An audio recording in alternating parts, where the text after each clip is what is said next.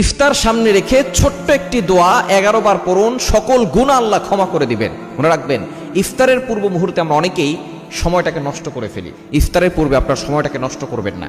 এই সময়টা হচ্ছে দোয়া কবুলের সময়। আপনি সারাদিন রোজা রেখেছেন, এই রোজা রাখা অবস্থায় দোয়া করলে আল্লাহ তাআলা দোয়াটা কবুল করেন। রোজা রাখা অবস্থায় একেবারে শেষ মুহূর্তে আপনি ইফতারকে সামনে নিয়ে বসেছেন, আপনি চাইলে খেতে পারেন কিন্তু আপনি খাচ্ছেন না।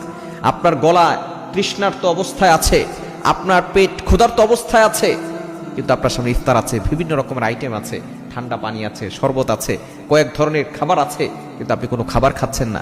আল্লাহ তাআলা ফেরেশতাদেরকে ডাক দিয়ে বলে, ও আমার ফেরেশতারা, এই বান্দা খাচ্ছে না কেন? ফেরেশতারা বলে, আল্লাহ, সে তোমার অনুমতির অপেক্ষায় আছে, যখনই অনুমতি আসবে তখনই সে খাবে। তখন আল্লাহ বলে, ফেরেশতারা, এই বান্দা কি আমাকে দেখছে?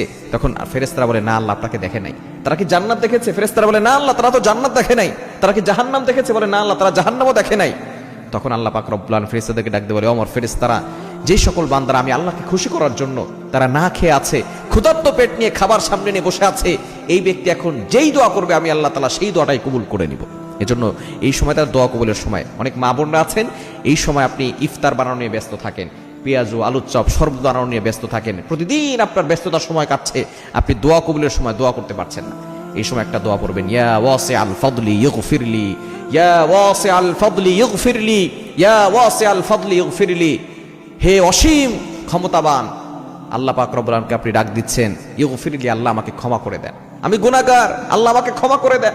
ইয়া ওয়াসিআল ফাদলি ইগফিরলি। আমরা অনেকেই আছি এই ইফতারের পূর্ব মুহূর্তে মোবাইল নিয়ে রিলস ভিডিও দেখতে থাকি, বিভিন্ন ধরনের টিকটক ভিডিও দেখতে থাকি, অনেকে কথা বলতে থাকে, অনেক ধরনের আয়োজন হয়, বিভিন্ন ধরনের কথা হয়, কিন্তু এই সময় আপনি 10 মিনিট আগে ইফতারকে সামনে নিয়ে বসে যাবেন।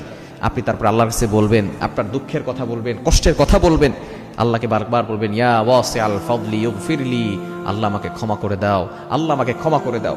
না, যে ব্যক্তি রমজান পেল আর নিজের গুনাহ ক্ষমা করতে পারলো না, তার মতো হতবাগার কপাল পোড়া কেউ হতে পারে না। এজন্য আসুন আমরা ইফতারের পূর্বে এই ছোট্ট দোয়াটা বেশি বেশি পড়বো, সর্বনিম্ন 11 বার পরে আল্লাহর কাছে দোয়া করবো, ইয়া ওয়াসিআল ফাদলি ইগফিরলি। পড়া যাবে তো ইনশাআল্লাহ। আল্লাহ তাআলা সকলকে আমল করার তৌফিক দান করে।